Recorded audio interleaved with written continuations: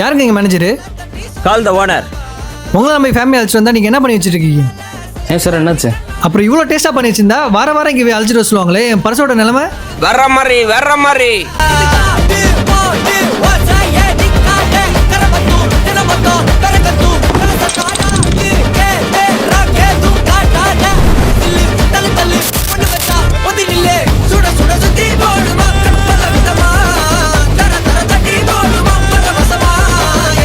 அதாவது மக்களே, மதிய நேரத்தில் வயிறு கபகபன்னு பசிக்கும் போது தட்டில் சுடுசோறு போட்டு மட்டன் குழம்பு ஊற்றி சாப்பிட்டா அடடடடா.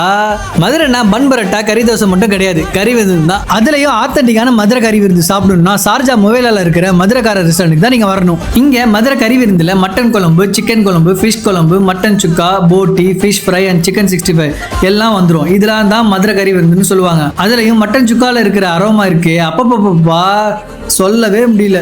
அப்புறம் ஹைலைட்